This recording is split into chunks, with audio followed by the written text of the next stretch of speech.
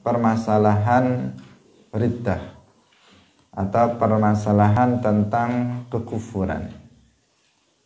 Beliau mengatakan bahwa orang yang mengingkari perkara-perkara yang maklum minad dini bid-darurah itu adalah hukumnya kufur. Nah, seseorang yang mengingkari ajaran-ajaran agama yang maklum minad dini bid-darurah, maka hukumnya adalah kufur. Nah, karena ajaran-ajaran agama itu ada yang disebut maklum minad dini bid-darurah. Biasa dijelaskan bahwa makna maklum minad dini bid-darurah artinya ajaran agama itu telah diketahui oleh semua umat Islam, baik oleh para ulamanya maupun oleh orang awamnya. Salatullah, salamullah, ala al-hadi, rasulillah. Assalamualaikum warahmatullahi wabarakatuh.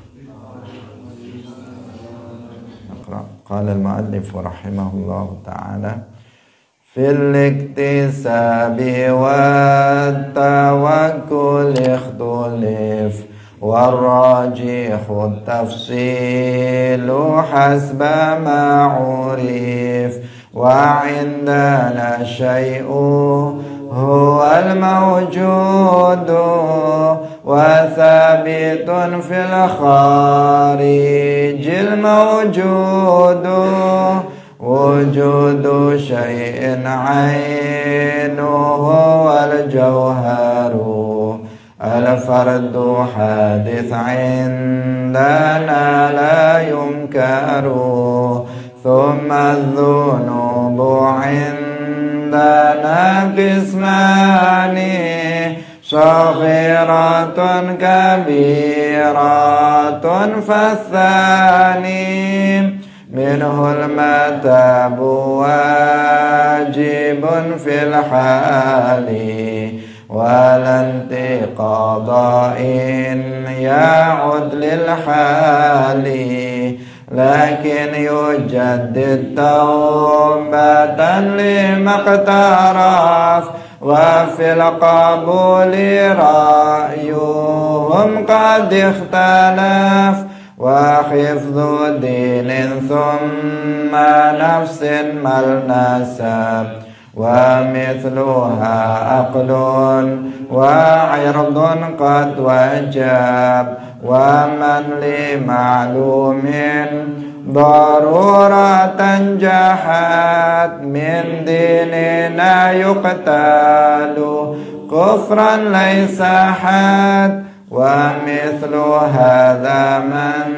nafali mujma'i aw istabaha kazina faltasma'i wa wajibun nasbu imamin adli bi syar'i fa'lam la bi hukmil aqli falaysa ruknan yu'taqad fid dini wa la tazigh an amrihil mubini illa bi kufrin fam bidanna ahdahu fallahu yakfina adahu wahdahu. Hadirin hadirat kaum muslimin muslimat, pemirsa Madu TV rahimakumullah. Alhamdulillah, puji syukur marilah kita sampaikan kepada Allah Subhanahu wa ta'ala. Pada pagi hari ini kita semuanya bisa kembali hadir dalam majelis ilmu dalam pengajian kitab Jauharatut Tauhid. Semoga Allah Subhanahu wa ta'ala menetapkan taufiknya untuk kita sehingga kita senantiasa bisa menghadiri majelis ilmu ila yaumil qiyamah. Amin ya rabbal alamin. Salawat dan salam semoga tetap terlimpahkan kepada Nabi Agung Muhammad sallallahu alaihi wasallam, para sahabatnya, keluarganya, serta seluruh umat Islam yang mengikuti beliau ila yaumil qiyamah. Hadirin rahimakumullah, mari kita mulai pengajian dengan tidak lupa saya mengingatkan setiap kita yang hadir berniat ikhlas lillahi ta'ala. Qala al-muallifu rahimahullahu ta'ala wa man li ma'lumin daruratan jahad min dinina yuqtalu kufran laysa had. Wa man lan utawi sapane wong li ma'lumin maring perkara kang den weruhi daruratan kelawan pasti iku jahada ingkar sapa man min dinina saking agama kita yuqtalu mongko den pateni sapa man kufran krana sebab kufur laisa had ora krana sebab had. Hadirin hadirat rahimakumullah, Syekh Ibrahim Al-Laqani, pengarang kitab ini, menjelaskan tentang permasalahan riddah atau permasalahan tentang kekufuran. Beliau mengatakan bahwa orang yang mengingkari perkara-perkara yang maklum minad dini bidarurah itu adalah hukumnya kufur. Nah, seseorang yang mengingkari ajaran-ajaran agama yang maklum minad dini bidarurah, maka hukumnya adalah kufur. Nah, karena ajaran-ajaran agama itu ada yang disebut maklum minad dini bidarurah. Biasa dijelaskan bahwa makna maklum minad dini bidarurah artinya ajaran agama itu telah diketahui oleh semua umat Islam, baik oleh para ulamanya maupun oleh orang awamnya. Jadi sudah diketahui, semua orang Islam tahu ini hukumnya ini hukumnya haram. Semua orang Islam, baik ulamanya maupun awamnya tahu hukumnya wajib. Maka itu yang disebut dengan maklum minad dini bidarurah. Nah, istilah ini diambil dari pembahasan tentang masalah ilmu. Karena ini masalah pengetahuan. Maklum minad dini bidarurah kaitannya dengan masalah ilmu. Kita tahu bahwa ilmu itu ada yang doruri, ada yang muktasab. Ada ilmu, al-ilmu ad-doruri, ada al-ilmu al-muktasab. Al-ilmu ad-doruri itu adalah pengetahuan atau ilmu yang diketahui tanpa berpikir. Tanpa berpikir, langsung tanpa kita berpikir, langsung kita sudah mengetahui sesuatu itu. Tanpa harus berpikir panjang. Itu namanya al-ilmu ad-doruri. Misalnya kita mengatakan bahwa tembok ini berdiri tegak. Dengan sekedar melihat saja kita sudah tahu. Gak perlu kita mikir. Misalnya tembok ini sedang berdiri atau sedang roboh, kan gak perlu mikir. Kenapa? Karena itu sesuatu yang diketahui secara pasti tanpa harus berpikir. Tembok ini warnanya putih misalnya. Itu tanpa berpikir kita sudah langsung mengetahuinya. Itu namanya al-ilmu ad-doruri. Nah, berbeda dengan al-ilmu al-muktasab. Al-ilmu al-muktasab, untuk mengetahuinya seseorang harus berpikir terlebih dahulu. Misalnya seseorang mengatakan bahwa alam ini adalah hadis. Alam ini baharu. Untuk mengatakan alam ini baharu, adanya berpermulaan, maka seseorang harus berpikir terlebih dahulu, harus melakukan nazar, harus melakukan tafkir terlebih dahulu dengan mengatakan alam ini al-alamu mutaghayyir, alam ini berubah-ubah. Wa kullu mutaghayyir hadisun, setiap sesuatu yang berubah-ubah itu adalah baharu, adanya berpermulaan. Oh, berarti al-alamu hadisun. Nah, baru mendapatkan kesimpulan al-alamu hadis setelah proses berpikir. Itu namanya al-ilmu al-muktasab. Contohnya lagi misalnya tentang haramnya minum khamr. Haramnya minum khamr. Ini pada dasarnya nggak bisa langsung diketahui. Tetapi bahkan kalau tentang haramnya khamr itu kan pada dasarnya muktasab, harus dipelajari terlebih dahulu, baru seseorang akan tahu bahwa minum khamr itu hukumnya haram dalam agama.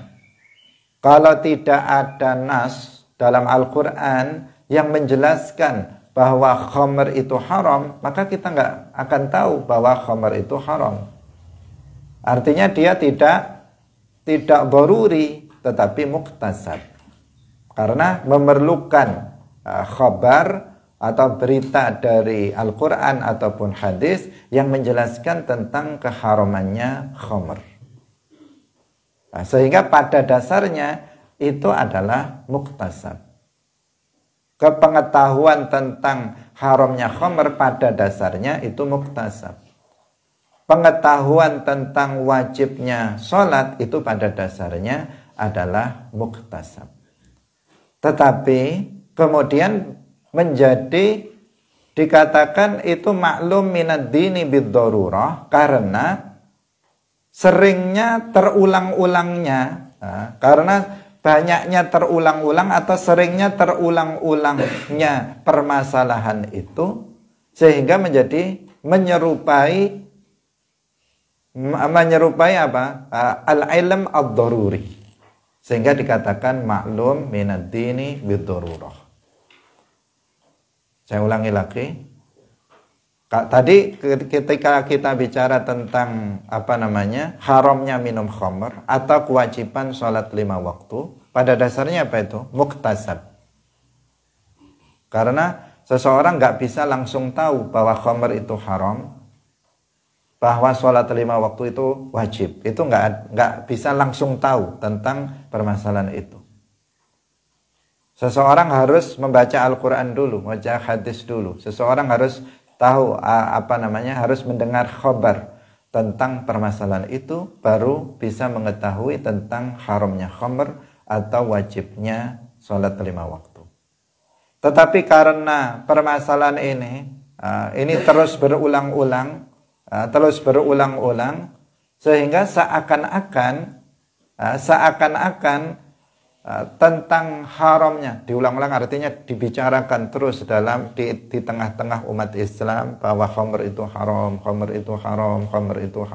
sholat 5 waktu itu wajib, sehingga menjadi semua orang menjadi tahu, baik yang ulamanya maupun awamnya, ketika disebut bahwa khamr itu haram, ketika disebut itu langsung semuanya tahu. Atau ketika disebut khamr, minum khamr, semua langsung tahu hukumnya adalah haram. Ketika disebut sholat 5 waktu, semua orang menjadi tahu bahwa hukumnya adalah wajib. Maka ini menyerupai al-ilm ad-daruri, sehingga disebut di sini dengan istilah ma'lumun minad dini bid-darurah. Jadi ajaran-ajaran Islam yang diketahui dalam agama secara pasti. Darurah itu sebenarnya darurahnya itu bukan karena dia bisa diketahui secara langsung tanpa berpikir, tetapi karena terulang-ulangnya pembicaraan tentang hukum permasalahan itu, sehingga seakan-akan menjadi darurah. Karena setiap orang Islam, baik yang awam maupun ulamanya, itu mengetahuinya secara pasti, secara pasti tanpa seakan-akan tanpa mereka berpikir. Ketika disebut minum khamr, tanpa berpikir mereka tahu ini haram. Nah, seakan-akan seperti itu, padahal pada dasarnya dia adalah muktasab. Hadirin yang dirahmati oleh Allah Subhanahu wa taala. Nah, sekarang kita jelaskan sebelum kita menuju pada pembahasan ini. Karena kaidahnya yang disebutkan oleh mu'alif di sini adalah bahwa orang yang mengingkari ajaran Islam yang maklum minad dini bid-darurah, hukumnya kufur. Ini kaidahnya seperti itu. Nah, sekarang kita ingin menjelaskan tentang apa itu ajaran Islam yang maklum minad dini bid-darurah. Ajaran Islam secara global itu terbagi menjadi dua. Ada namanya usuluddin, ada namanya al-ahkam.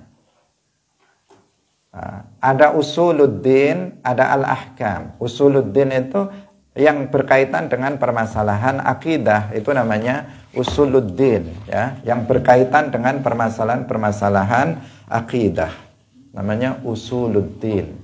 Hal-hal yang harus diyakini,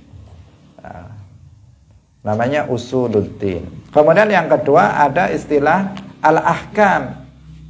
Al-ahkam yaitu berkaitan dengan masalah hukum-hukum. Yang pertama, hukum-hukum agama yang berkaitan dengan masalah usuluddin itu ada dua macam. Ini agar kita nanti bisa memetakan mana yang orang yang mengingkarinya menjadi kufur dan mana yang orang mengingkarinya tidak menjadi kufur. Ajaran-ajaran agama yang merupakan usuluddin, permasalahan akidah, itu ada dua macam. Yang pertama berhubungan dengan dasar makna dua kalimat syahadat. Nah, yang pertama yang berhubungan dengan makna dasar dari dua kalimat syahadat. Nah, kalau syahadat yang pertama asyhadu an la ilaha illallah, artinya a'lamu wa a'taqidu wa a'tarifu alla ma'buda bihaqqin illallah. Ini makna dasar dari syahadat pertama. Makna dasar dari syahadat yang kedua, wa asyhadu anna Muhammadar Rasulullah, a'lamu wa a'taqidu wa a'tarifu anna Muhammad ibn Abdullah ibn Abdul Muttalib ibn Hashim ibn Abdi Manaf al-Qurashi abdullahi wa rasuluhu ila jami'il khalqi. Itu aslu makna syahadah ats-tsaniyah, makna asal dari syahadat yang kedua. Bisa dipahami? Nah, ini persoalan akidah yang pertama. Nah, maka berkaitan dengan itu adalah tentang sifat-sifat wajib bagi sifat-sifat wajib bagi Allah dan sifat-sifat wajib bagi para nabi. Itu bagian dari bagian dari usuluddin yang berkaitan dengan makna dasar dua kalimat syahadat.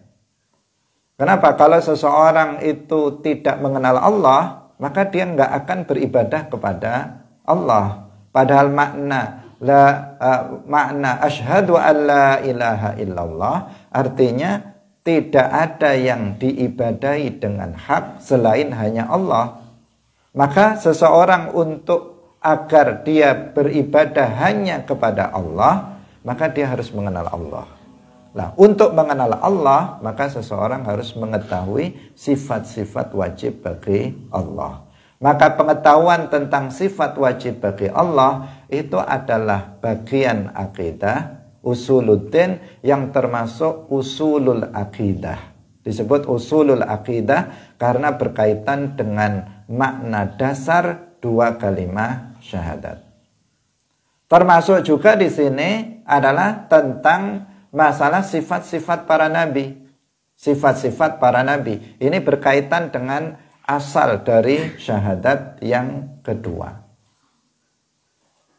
Bisa difahami sampai di sini? Nah, ini penting untuk kita ketahui. Kemudian yang kedua, ada permasalahan usuluddin, permasalahan akidah yang dia tidak berhubungan dengan yang dia bukan merupakan bagian dari makna dasar dua kalimat syahadat, tetapi dia mengikuti. Dia masih berhubungan, masih terkait dengan makna dua kalimat syahadat. Jadi dia permasalahan akidah, tetapi dia tidak merupakan bagian dari aslu makna syahadatain, tetapi dia tabi'ah li asli makna syahadatain. Dia mengikuti makna dua kalimat syahadat. Seperti kalau kita belajar di Mukhtasar itu kemudian kita wajib untuk meyakini misalnya tentang adanya misalnya hari kiamat, tentang adanya azab kubur, tentang adanya al-ba'tsu, al-hasyru, al-mizan, as-sirat, al-jannah, an-naru, dan seterusnya. Itu adalah permasalahan-permasalahan akidah yang dia tidak merupakan bukan merupakan makna dasar dari dua kalimat syahadat, tetapi dia berhubungan dengan makna dua kalimat syahadat. Karena di antara keyakinan dua kalimat syahadat itu adalah dia membenarkan Nabi kita Muhammad sallallahu alaihi wasallam fi jami'i ma akhbaro, dalam semua perkara yang telah dikhabarkan oleh Rasulullah sallallahu alaihi wasallam kepada kita. Maka dia berhubungan dengan makna syahadat yang kedua. Tetapi dia bukan makna asal dari dua kalimat syahadat, tetapi dia mengikut pada makna asal dari dua kalimat syahadat. Makna asal itu makna dasar dari dua kalimat syahadat. Hadirin yang dirahmati oleh Allah Subhanahu wa taala. Kemudian yang harus dipahami juga, ini masih dalam permasalahan dalam permasalahan akidah. Dalam permasalahan akidah. Nanti ada dalam permasalahan ahkam. Perkara-perkara atau ajaran-ajaran agama terkait dengan akidah, bagian yang kedua, yang bukan merupakan asluddin, atau yang bukan merupakan aslul akidah, maka ini ada dua macam. Ada yang ma'lumun minad-dini bid-darurah, ada yang ghairu ma'lumin minad-dini bid-darurah. Ada yang ajaran tersebut sudah diketahui oleh seluruh umat Islam, baik yang alim atau ulamanya maupun orang-orang awamnya. Dan ada permasalahan-permasalahan yang dia belum diketahui oleh seluruh umat Islam, baik ulama maupun awamnya. Hadirin yang dirahmati oleh Allah Subhanahu wa taala. Nah, coba kita ulang lagi agar lebih jelas dengan istilah yang lebih mudah. Pertama, ajaran-ajaran agama itu ada dua macam. Ada yang pertama persoalan akidah, udah gitu saja, persoalan akidah. Yang kedua ada persoalan ahkam, biar mudah. Yang pertama akidah, yang pertama ahkam. Persoalan akidah itu ada dua macam. Yang pertama ada namanya usulul akidah, itu saja, usulul akidah, yaitu yang berkaitan dengan makna dasar dua kalimat syahadat. Yang kedua namanya furu'ul akidah. Furu'ul akidah, yaitu ajaran-ajaran terkait dengan akidah yang mengikut pada makna dasar dua kalimat syahadat.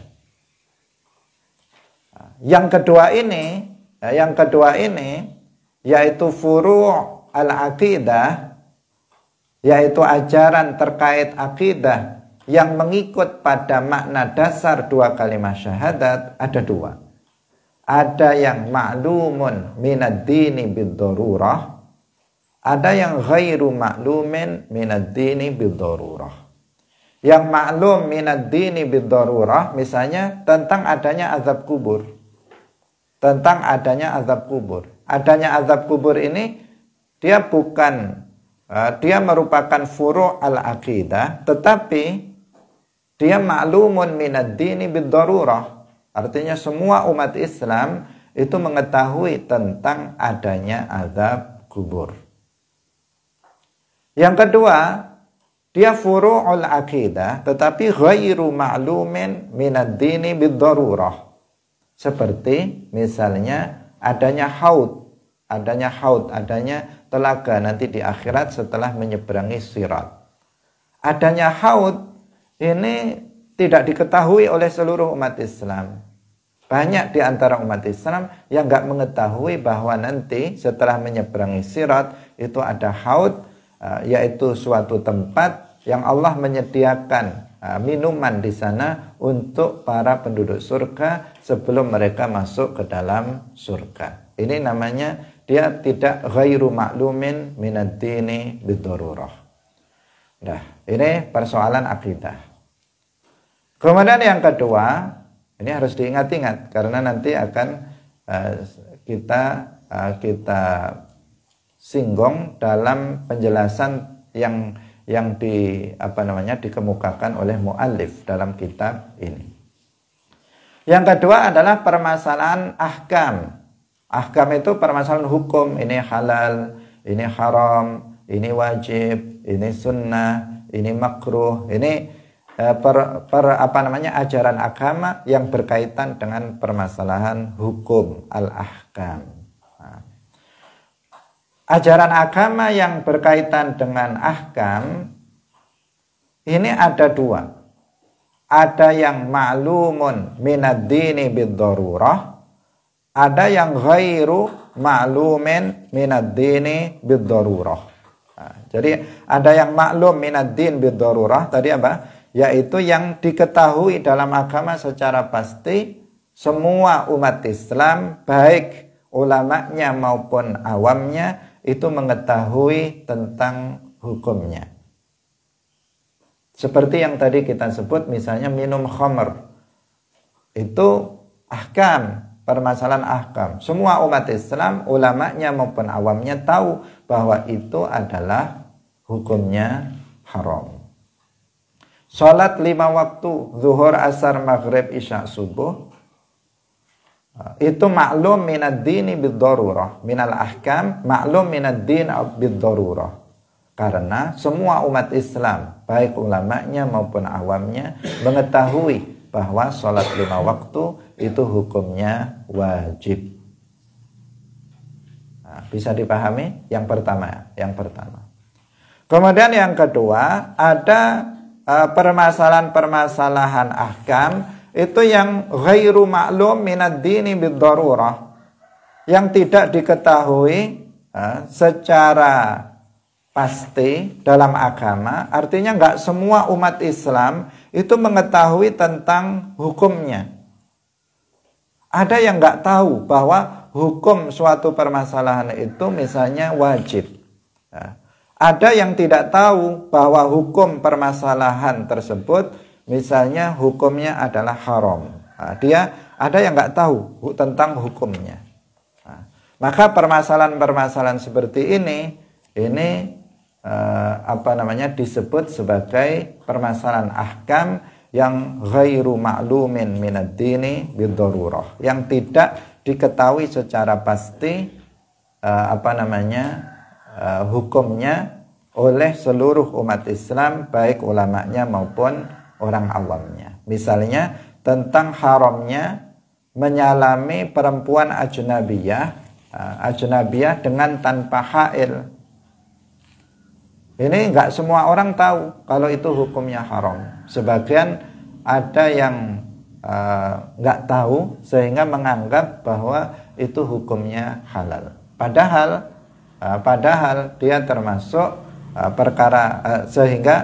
padahal dia hukumnya dalam syarak itu adalah haram dan jelas dalilnya dalam hadis-hadis Rasulullah Shallallahu Alaihi Wasallam.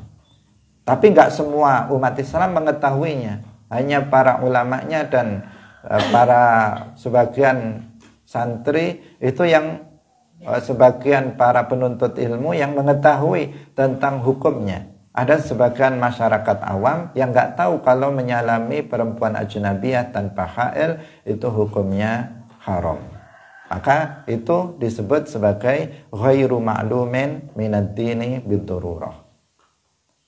Hadirin yang dirahmati oleh Allah Subhanahu wa taala. Nah, sekarang kita kembali kepada permasalahan kaidah yang dikemukakan oleh muallif, yaitu Syekh Ibrahim Al-Laqani.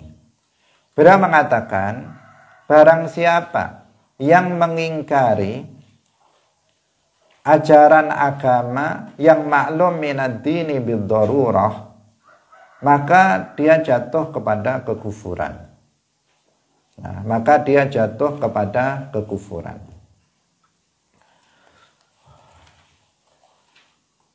Di sini misalnya seseorang yang mengingkari tentang wajibnya sholat 5 waktu.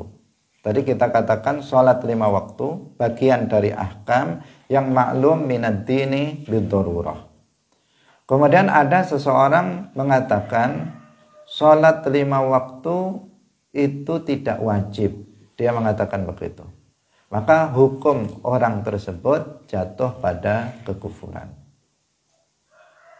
Atau seseorang misalnya dia mengatakan bahwa zina itu halal.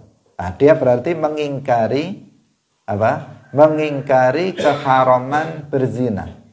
Padahal keharaman zina itu ma'lumun minad dini bid-darurah. Semua orang Islam, baik ulama maupun awamnya, mengetahui tentang haramnya zina. Misalnya lagi seseorang mengingkari tentang haramnya mencuri. Dia mengatakan mencuri itu hukumnya boleh. Berarti dia kalau mengatakan begitu, dia mengingkari tentang keharaman mencuri. Padahal haramnya mencuri itu maklumun minad dini bid-darurah. Misalnya seseorang mengatakan berdasarkan keyakinan dalam hatinya, dia mengatakan riba itu hukumnya boleh. Maka orang tersebut jatuh pada kekufuran. Kenapa? Karena haramnya riba itu adalah maklumun minad dini bid-darurah. Dia minal ahkam, termasuk hukum yang ma'lumun minad dini bid-darurah. Maka pengingkaran terhadap keharaman riba, terhadap keharaman zina, terhadap keharaman mencuri, terhadap keharaman khamr, ini termasuk bagian dari kekufuran yang bisa menyebabkan orang tersebut keluar dari Islam. Atau wajibnya sholat 5 waktu. Tadi sudah kita kemukakan, ini termasuk maklum minad dini bid-darurah. Wajibnya zakat, wajibnya puasa Ramadan, ini maklumun minad dini bid-darurah. Jika ada seseorang itu kemudian dia mengingkari wajibnya puasa Ramadan, atau wajibnya haji, atau wajibnya zakat pada masa sekarang, maka orang tersebut akan jatuh kepada kekufuran. Kenapa? Karena mengingkari sesuatu yang mengingkari kewajiban sesuatu yang maklum minad dini bid-darurah. Yang wajibnya itu apa? Maklumun minad dini bid-darurah. Hadirin yang dirahmati oleh Allah Subhanahu wa ta'ala. Atau seseorang misalnya mengingkari tentang halalnya sesuatu yang maklum minad dini bid-darurah. Sesuatu itu halal dalam agama secara pasti, artinya semua orang Islam mengetahui bahwa itu hukumnya halal. Misalnya menikah, hukumnya jelas halal. Karena Al-Quran menyebutkan menyebutkan fankihu ma taba lakum minan nisa'i masna aw thulatha wa ruba'. Jadi fankihu langsung ada perintah, meskipun perintahnya tidak menunjukkan wajib, tetapi menunjukkan bahwa menikah itu hukumnya adalah boleh. Kemudian ada seseorang yang mengingkari tentang bolehnya menikah. Dia mengatakan menikah itu nggak boleh, haram menikah. Nah, mungkin gara-gara dia nggak laku-laku menikah, kemudian atau dia dikhianati, kemudian apa? Dia menjadi meyakini menikah itu haram. Maka di sini dia mengingkari kehalalan sesuatu yang kehalalannya maklumun minad dini bid-darurah. Bisa jatuh kepada kekufuran. Atau seseorang misalnya mengingkari halalnya jual beli. Dia mengatakan jual beli itu haram, tidak boleh jual beli dalam agama. Maka dia berarti telah mengingkari halalnya sesuatu yang maklum minad dini bid-darurah. Karena bahwa jual beli itu halal, semua orang Islam tahu. Ulamanya maupun orang awamnya, nggak usah mondok pun tahu kalau jual beli itu hukumnya halal. Bahkan dalam Al-Quran juga ada nas yang mengatakan ahallallahul bai'a. Allah telah menghalalkan jual beli. Nah, maka kalau seseorang kemudian mengingkari kehalalan dari sesuatu yang halalnya sudah ma'lumun minad dini bid-darurah, dia akan jatuh kepada kekufuran. Hadirin yang dirahmati oleh Allah Subhanahu wa ta'ala. Jadi kita tegaskan perkataan muallif rahimahullahu ta'ala mengatakan barang siapa yang mengingkari ajaran agama yang maklum minad dini bid-darurah, maka dia jatuh kepada kekufuran. Nah, maka dia akan jatuh kepada kekufuran.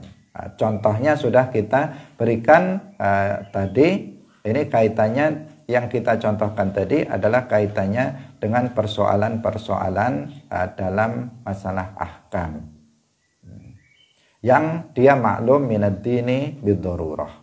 Tetapi jika permasalahan-permasalahan tersebut adalah sesuatu yang tidak maklum minad dini bid-darurah, kemudian seseorang mengingkarinya, maka dia tidak jatuh kepada kekufuran, karena permasalahan itu dia nggak tahu, dia tidak tahu, sehingga tidak tahu bahwa hukumnya, misalnya hukumnya halal, dia tidak tahu bahwa hukumnya haram. Nah, kemudian dia mengingkari tentang keharamannya atau kehalalan dari permasalahan tersebut. Hadirin yang dirahmati oleh Allah Subhanahu wa ta'ala. Kecuali, ada pengecualian di sini, yaitu apabila orang yang mengingkari ajaran agama yang maklum minad dini bid-darurah itu adalah orang yang baru saja masuk Islam. Baru saja dia masuk Islam, atau dia serupa dengan orang yang baru saja masuk Islam. Namanya qaribu ahdin bi Islam. Dia baru saja masuk Islam, kemudian dia mengatakan zina itu halal. Baru saja tadi mengucapkan 2 kalimat syahadat, Dia nggak tahu kalau sholat 5 waktu itu wajib. Dia mengatakan sholat 5 waktu itu nggak wajib. Nah, dia baru saja masuk Islam, kemudian mengingkari kewajiban sesuatu yang wajibnya maklum minad dini bid-darurah. Dia baru saja masuk Islam, kemudian dia mengingkari keharaman sesuatu yang keharamannya itu maklum minad dini bid-darurah. Maka di sini orang tersebut tidak dikufurkan karena dia baru saja masuk Islam dan belum pernah dengar tentang permasalahan itu, bahwa itu hukumnya haram atau bahwa itu hukumnya wajib. Dia tidak mengetahuinya karena baru saja masuk Islam.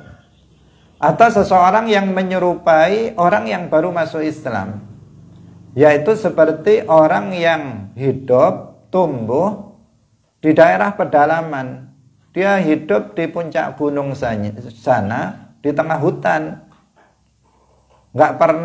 Nggak ada di sana ulama, nggak ada di sana santri yang mengajari mereka tentang ilmu-ilmu agama.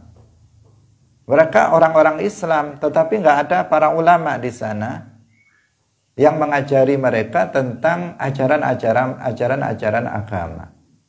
Sehingga mereka ini bodoh, tidak mengetahui tentang hukum permasalahan, sebagian permasalahan yang sesungguhnya hukum permasalahan itu maklumun minad dini bid-darurah. Sehingga orang tersebut kemudian mengingkari wajibnya sholat 5 waktu misalnya. Dia mengingkari tentang haramnya minum khamr. Kenapa? Karena mereka tidak tahu, ketidaktahuannya itu karena nggak ada ulama yang mengajari mereka, sebab mereka hidup di daerah pedalaman yang nggak ada para ulama hidup bersama mereka. Ini namanya serupa dengan orang yang baru masuk Islam. Orang yang kayak begini itu tidak menjadi kufur apabila dia mengingkari sesuatu yang ajaran agama yang maklum minad dini bid-darurah. Kemudian ini dikecualikan jika permasalahan-permasalahan yang diingkari oleh orang yang baru saja masuk Islam atau orang yang serupa dengan orang yang baru saja masuk Islam, yaitu seperti orang yang hidup di pedalaman tadi, di puncak gunung tadi, yang tidak hidup bersama para ulama tadi. Yang diingkarinya itu adalah dalam permasalahan usulul akidah. Dalam persoalan usulul akidah. Maka dia tidak dimaafkan. Nah, maka dia tidak dimaafkan apabila dia, meskipun dia baru saja masuk Islam. Nah, tadi kita sudah bahas tentang apa? Usulul aqidah, berkaitan dengan makna dasar 2 kalimat syahadat. Ada baru saja orang masuk Islam, kemudian dia mengatakan Allah itu bertempat tinggal di langit. Baru saja dia mengucapkan 2 kalimat syahadat, kemudian dia meyakini dalam hatinya Allah itu berupa jisim yang punya anggota badan. Baru saja dia masuk Islam, tapi dia meyakini Allah bersemayam di atas arsy. Maka orang yang kayak begini tidak dimaafkan. Meskipun dia baru saja masuk Islam. Meskipun dia hidup di pelosok pedalaman, tidak ada di sana para ulama yang mengajari mereka persoalan agama, dia tetap hukumnya bukan muslim. Karena apa? Karena dia mengingkari asla makna syahadatain. Kalau dia mengingkari makna dasar dari 2 kalimat syahadat, artinya dia belum bersyahadat. Kalau dia belum bersyahadat, artinya dia belum muslim. Nah, dia belum muslim. Karena yang minimal untuk disebut seseorang menjadi muslim, dia mengucapkan 2 kalimat syahadat dengan meyakini maknanya. Dengan meyakini makna 2 kalimat syahadat itu. Sementara dia mengucapkan 2 kalimat syahadat, hatinya mengingkari makna 2 kalimat syahadat. Secara nggak langsung dia mengingkari makna 2 kalimat syahadat karena dia mensifati Allah dengan sifat-sifat yang mustahil bagi Allah. Nah, jadi keimanan dasarnya, asal keimanannya itu belum dimiliki oleh orang yang seperti ini. Nah, sehingga meskipun dia baru saja masuk Islam atau meskipun dia hidup jauh dari dari umat Islam di pelosok daerah, dia tetap jatuh pada kekufuran jika permasalahannya adalah permasalahan aslul aqidah atau usulul aqidah. Tetapi jika yang diingkari itu adalah furu'ul aqidah, maka dilihat ini maklum minad dini bid-darurah apa enggak. Jika maklum minad dini bid-darurah, yang mengingkarinya, maka yang mengingkarinya menjadi kufur, kecuali apabila dia tadi qaribu ahdin bi Islam, baru saja masuk Islam, atau dia hidup di pelosok daerah yang tidak ada ulama yang mengajari mereka tentang persoalan agama. Tadi contohnya misalnya tentang azabul qabr, tentang azab kubur. Azab kubur itu bagian dari furu'ul aqidah, namun dia maklum minad dini bid-darurah. Maklum minad dini bid-darurah, diketahui dalam agama secara pasti oleh semuanya. Maka orang yang mengingkarinya, dia jatuh pada kufur, kecuali apabila dia baru saja masuk Islam, kemudian dia nggak tahu, baru saja masuk Islam nggak tahu kalau azab kubur itu ada, sehingga dia mengingkarinya, maka dia tidak menjadi kufur. Berbeda halnya dengan yang ghairu ma'lum minad dini bid-darurah, seperti tadi adanya haud, itu tidak maklum minad dini bid-darurah. Nggak semua umat Islam tahu tentang adanya haud nanti pada hari kiamat. Kemudian seseorang mengingkarinya, mengingkari adanya haud itu, maka dia tidak jatuh kepada kekufuran. Kecuali apabila dia tahu tentang adanya nas, tentang permasalahan tersebut, kemudian dia tetap mengingkarinya. Ini yang jadi masalah, karena dia akan berarti dia ada takdzib, akan ada unsur takdzib di situ, pendustaan terhadap Al-Quran atau hadis. Dalam permasalahan secara umum permasalahan itu sebenarnya tidak maklum minad dini bid-darurah, tetapi dia sudah mengetahui tentang hukumnya, dia sudah tahu tentang hukumnya. Misalnya tentang tadi menyalami seorang perempuan ajnabiyah dengan tanpa hail, hukumnya haram, tidak maklum minad dini bid-darurah, tetapi dia pribadi dia sudah tahu tentang hukumnya dan dia sudah tahu dalilnya dalam hadis inilah usafihun nisa la ayyut'ana ahadukum dan seterusnya, hadis-hadis tentang itu dia sudah tahu. Meskipun dia sudah tahu, dia tetap mengingkarinya tentang keharamannya. Nah, di sini permasalahannya berbeda. Dia jatuh pada kekufuran karena dengan itu dia telah mendustakan Al-Quran, telah mendustakan hadis. Hadirin yang dirahmati oleh Allah Subhanahu wa Ta'ala. Semoga ini agak rumit, sehingga semoga bisa dipahami. Semoga bisa dipahami persoalan ini. Kemudian mu'allif rahimahullahu ta'ala mengatakan yuqtalu kufran laisa had, bahwa orang tersebut, orang yang sudah jatuh kepada riddah, seperti orang yang mengingkari tadi ajaran agama yang maklum minad dini bid-darurah, dengan rincian yang tadi telah kita kemukakan. Nah, sebelum masuk ke situ tadi ada yang terpotong. Kalau permasalahannya tadi dalam masalah aslul aqidah tadi itu tidak dimaafkan, meskipun baru saja masuk Islam, meskipun dia nggak pernah belajar. Pokoknya kalau begitu seseorang mengingkari yang usulul aqidah, maka dia jatuh kepada kekufuran. tanpa ada rincian. Di situ tanpa ada rincian. Berbeda dengan yang furu'ul akidah, berbeda dengan permasalahan ahkam yang diantaranya maklum minad dini bid-darurah dan diantaranya ghairu maklumin minad dini bid-darurah. Nah, itu selesai. Kemudian permasalahan berikutnya, mu'alif rahimahullah mengatakan yuqtalu kufran laisa had.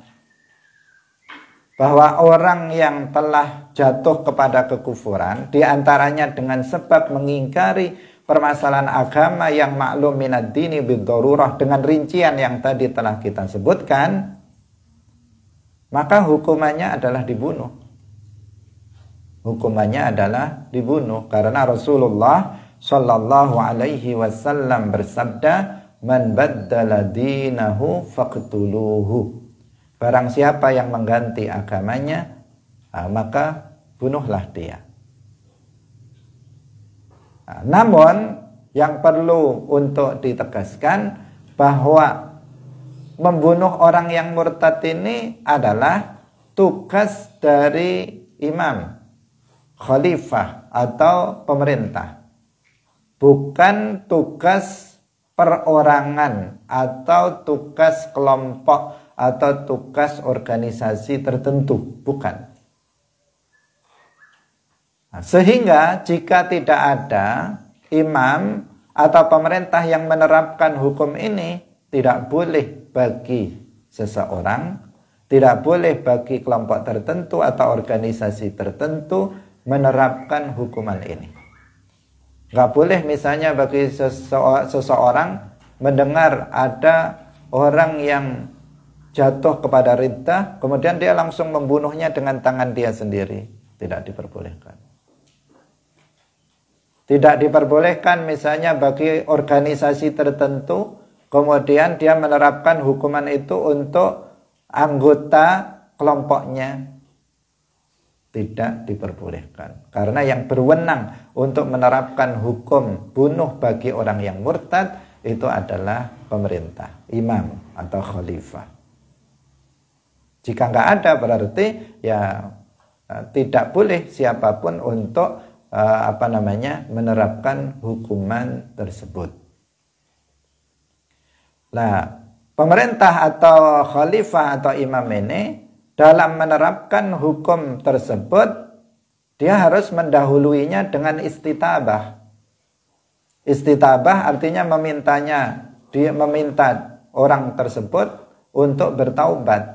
Dan taubatnya dari riddah atau kekufuran adalah dengan kembali pada Islam dengan mengucapkan 2 kalimat syahadat, asyhadu an la ilaha illallah wa asyhadu anna muhammadar rasulullah. Dengan mengucapkan 2 kalimat syahadat. Jika setelah diminta oleh imam kemudian dia mau kembali kepada Islam mengucapkan 2 kalimat syahadat, maka dia tidak dibunuh. Tetapi apabila orang yang murtad tersebut tetap dalam kekufurannya, bertahan dalam kekufurannya dan tidak mau kembali kepada Islam, maka khalifah membunuhnya. Dan dasar dari khalifah untuk menetapkan seseorang itu murtad atau tidak murtad, pertama berdasarkan pengakuannya. Jika orang itu sudah mengakui bahwa dia memang murtad, maka ini dasar untuk menetapkan hukuman. Atau dasarnya adalah syahadata syahidaini adlain, persaksian 2 saksi yang adil.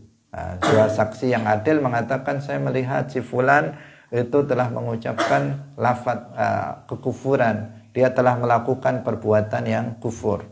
Atas dasar persaksian 2 orang saksi, seorang imam bisa menerapkan hukum ini, yaitu istitabah, memintanya kembali kepada Islam dengan mengucapkan 2 kalimat syahadat. Nggak mau, kemudian imam membunuhnya. Dan membunuh seorang murtad ini, mu'alif mengatakan laisa had. Itu adalah bentuk hukuman atau azab, bukan merupakan had. Nah, di sini para ulama Berbeda dalam menggunakan istilah ya. Di sini mu'allif mengatakan beliau tidak mau menggunakan istilah haddur riddah. Meskipun sebagian ulama yang lain mengatakan haddur riddah. Tapi beliau lebih sependapat menggunakan istilah itu bukan had. Karena dalam hadis Rasulullah Shallallahu Alaihi Wasallam disebutkan al-hududu kafaratun. Had itu adalah kafarah. Kafarah itu adalah pelebur dosa, mensucikan seseorang dari dosa. Seperti misalnya kalau ada seorang berzina. Dia berzina dengan zina muhsan. Kemudian ditegakkan had kepada dia dengan dirajam sampai dia mati. Dilempari dengan batu sekepalan tangan sampai dia mati. Ini namanya hadduz zina. Nah, orang yang dihad itu menjadi terhapus dosanya. Dia lepas di akhirat nanti dengan dosa zina. Lepas dari dosa zina karena sudah ditegakkan had. Itu yang dimaksud al-hududu kafaratun. Nah, sementara orang yang murtad dibunuh itu bukan untuk melebur dosa kufur. Karena Allah tidak mengampuni orang yang kafir. Innallaha la yaghfiru an yushraka bihi wa yaghfiru ma duna dzalika liman yasha. Orang yang mati dalam keadaan kafir, Allah tidak mengampuninya. Tidak mengampuninya. Sehingga mu'allif mengatakan bahwa orang yang murtad itu dibunuh dan itu bukan merupakan had bagi dia, tetapi itu adalah azab bagi dia di dunia sebelum azab nanti di akhirat. Maksudnya seperti itu. Maksud dari mu'allif bahwa ini laisa had. Meskipun begitu ada sebagian ulama yang tetap menggunakan istilah had, yaitu haddur riddah.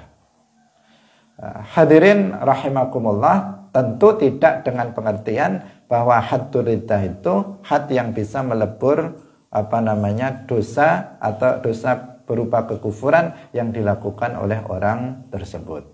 Hadirin rahimakumullah, demikian pengajian kita pada pagi hari ini. Semoga bermanfaat bagi kita dan semoga kita diberikan pemahaman oleh Allah Subhanahu wa taala. Sedikit rumit permasalahannya, tetapi semoga Allah memberikan pemahaman kepada kita. Barakallahu fikum, wallahu muwaffiq ila aqwamit thoriq. Wassalamualaikum warahmatullahi wabarakatuh.